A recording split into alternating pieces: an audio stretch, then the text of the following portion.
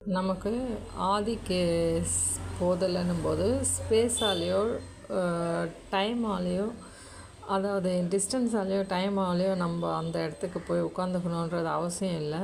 அதுக்கான எந்த தேவையும் இல்லை. ஏன்னா அங்கேருந்து தான் நம்ம கிளம்பி வந்திருக்கோம்னு நமக்கு புரிகிறப்போ அந்த இடத்துல அதை தவிர நமக்கு ஸ்பேஸ் அண்ட் டைம் தவிர வேறு ஏதோ ஒரு நீடு இருக்குது. அங்கே இடத்துக்கு போயிடணும்னு நினைக்கிறோம். ஏன்னா அந்த இடத்துல டோட்டல் கான்ஷியஸ்னஸ் இருக்குது.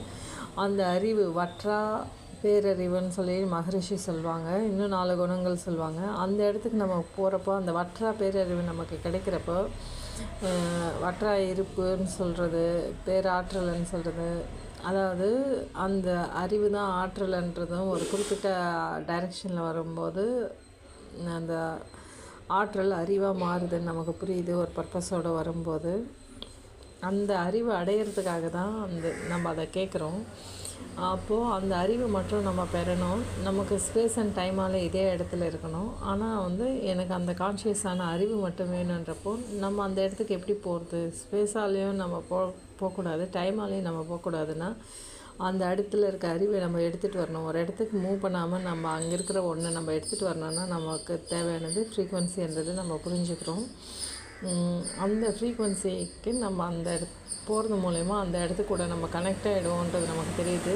நம்ம இப்போ புரியுது. நம்ம எங்கேயோ இருக்கவங்க நம்மக்கிட்ட பேசணுன்னா நம்ம அவங்கக்கிட்ட ஸ்பேஸ் அண்ட் டைமால் நம்ம கிளம்பி போய் அவங்கள பார்த்து பேசணுன்னா எப்படி ஆகும்?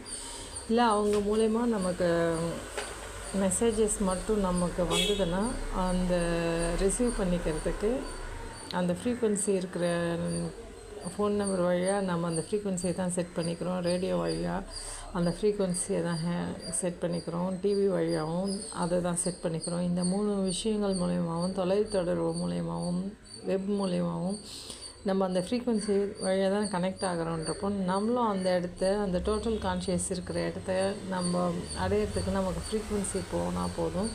நம்ம ஸ்பேஸ் அண்ட் டைமால் போகிறது பயனற்ற ஒன்றுன்றது நமக்கு புரியும்.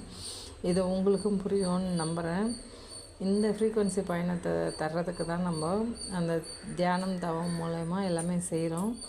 நம்மளோட இன்னர் ஒர்க்குன்றது இந்த இடத்த மற்ற ஃப்ரீக்வன்சிங்களெல்லாம் தள்ளி விட்டுட்டு அந்த தூய்மையான அந்த டெப்த்தான ஃப்ரீக்வன்சியை அடையிறதுக்கு தான்ற முயற்சிக்கு தான் நமக்கு புரியுது. இது உங்களுக்கு புரியும்னு நம்புகிறேன். நன்றி.